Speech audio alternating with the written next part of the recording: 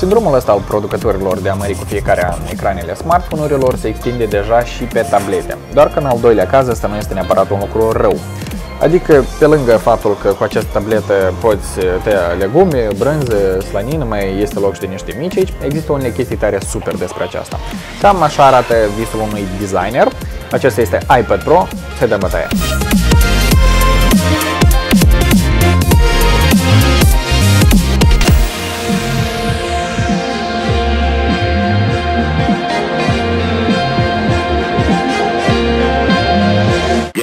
După cum vedem, asta e o tabletă într-adevăr mare. Dacă unești două iPad-uri obișnuite, obții mărimea asta. Eu deodată nu am înțeles pentru cine este destinat acest model de iPad, nici acum nu stare sigur, dar după câteva zile de utilizare vă pot spune că pentru multimedia e o plăcere. Și asta datorită ecranului. Rezoluția aici e mai mare chiar și decât cea de pe MacBook-urile Retina, inclusiv și cel mai nou de 12 inch. Aici diagonala e de 12,9. Totul este mult mai desfășurat, vezi mai mult conținut navigând pe web, videourile sunt mai plăcut de privit, tastezi mai ușor, cânti și chiar desenezi ca pe un șevalet. Ultima parte este una din cele mai deosebite în iPad Pro și ea se datorează la Apple Pencil. Acest bețișor digital îți permite să desenezi cu aceeași precizie de parcă ai folosi un creion, o pensulă sau oricare alt instrument. Ăsta nu e un device indispensabil, dar ar fi păcat să nu-l încerci măcar o dată. Din skill-urile mele de pictor de clasa 3 am înțeles că e identic cu un creion și o foaie. Simte cum apeși, cât de tare îl înclini, doar că împreună ajung să fie destul de costisitoare. La ce ai avea nevoie de o foaie și un creion de $1000?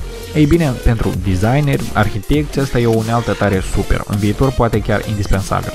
Apar din ce în ce mai multe aplicații, gen AutoCAD, Photoshop-ul, care vor profita din plin de Apple Pencil. Pentru a încărca pixul, îl unești în portul Lightning al iPad-ului și pentru câteva minute arăți de parcă ai încercat să prinzi TVR-ul.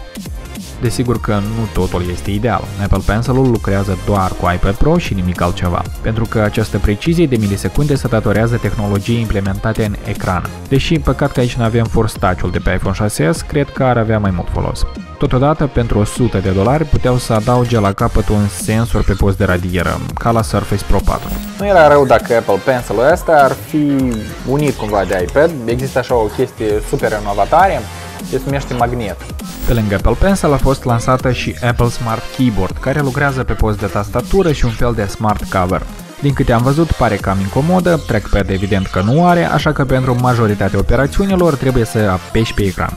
Tastatura din sistem însă este genială. Aș zice chiar cea mai perfectă pentru o tabletă.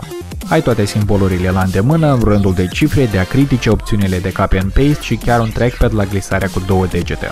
Întreg review-ul a fost scris cu această tastatură și pot spune că se descurcă de minune. Unicul lucru deranjant e că aplicații populare precum Google Docs nu sunt încă adaptate pentru aceasta. Dacă toți s-au pus pe mărit, nu s-au uitat nici de putere. Cei de la Apple au băgat aici maximum. Dacă iPad-urile ar fi niște mașini, un simplu iPad ar arăta așa. Iar așa ar arăta un iPad Pro. Iată și o tabletă de la Lenovo. Aici avem un procesor A9X și tocmai 4 GB de RAM. Dacă mai punem și modul în care se optimizează iOS-ul pentru dispozitive cu 1 GB RAM, imaginați-vă ce fac 4. Orice joc, orice aplicație nu presupune nicio problemă. Poți monta chiar și video în format 4K fără probleme în iMovie. Se așteaptă în curând aplicații de-a dreptul puternice pentru arhitecți, ingineri, așa că puterea nu strică niciodată. Vorbind de iOS, ăsta nu prea e făcut pentru versiunea Pro. Priviți la spațiul ăsta enorm dintre iconițe. Aici fără probleme încap sânii Bianca Drăgușanu. Deși, la capitolul multitasking, lucrurile s-au mai schimbat. Acum poți glisa dintr-o parte a ecranului și să adaugi acolo o aplicație. Spre exemplu, e util pentru a răspunde pe Messenger în timp ce privești un video. Pentru moment, puține aplicații suportă această funcție, dar câte puțin mai apar. Totodată poți lucra în regim de split view. După mărime, e exact de parcă ai avea două iPad Air unul lângă altul.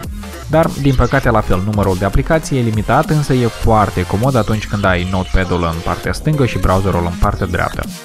Cea mai bestială chestie mi s-a părut funcția de Picture-in-Picture, unde poți menține deasupra sistemului o fereastră cu un video, indiferent ce nu ai face. Poți utiliza un video în timp ce răspunzi la mail-uri sau copia text dintr-o aplicație în alta. Încă un argument pentru care iPad Pro este perfect pentru multimedia sunt speakerele. Aici avem tocmai 4 și credeți-mă, toate oferă împreună un sunet mai tare decât pe oricare laptop. Efectul de stereo e super, iar având în vedere că tableta e atât de subțire, la volum maxim ea în genere vibrează. Autonomia lui iPad Pro, la fel ca și la oricare iPad, este impresionantă. cu o utilizare medie 2 zile rezistă, mai ales că în regim standby se pot duce maxim 2% timp de o noapte. Unicul lucru mai incomod este că se încarcă tare greu, cam vreo 5 ore, dar având în vedere că are tocmai 10.300 de mAh, e scuzabil.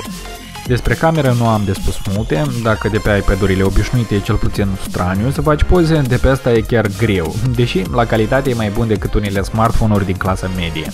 Cea din față, care după părerea mea e mai importantă într-un iPad, e cam slabă, doar 1,2 megapixel și imaginea cam șifonată.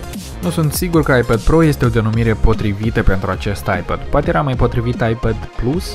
Cuvântul Pro te duce imediat la gândul că poți face o mulțime de chestii cu el, dar nu e chiar așa. Până la urmă, acesta rămâne oricum un device care rulează iOS, indiferent ce accesorii nu ai adăuga. Aici nu vei putea rula aplicații desktop sau să-l folosești în loc de laptop. Există totuși câteva direcții unde ar fi util. Dacă ești student și vrei să-ți înlocuiești toate cărțile și caietele cu un device super portabil și comod de tapat, ar fi o soluție. Dar studenții de obicei nu au așa mulți bani. Împreună cu Apple Pencil, iPad Pro poate fi o unealtă indispensabilă pentru designeri, arhitecți și oameni din domeniu. Pentru restul, acesta este un device multimedia tare super, cu așa ecran și așa speakere, filmele și jocurile sunt o plăcere. Pentru operații mai complicate, totuși cred că ar prinde bine un MacBook Retina de 12 inch, la care apropo am făcut un review, puteți accesa mai jos și în comentarii ne puteți scrie ce ați alege voi. Cam asta a fost totul pentru azi, nu uitați nici de subscribe și să împărțiți episodul cu prietenii. Cu v-a fost Vicu, toate bune!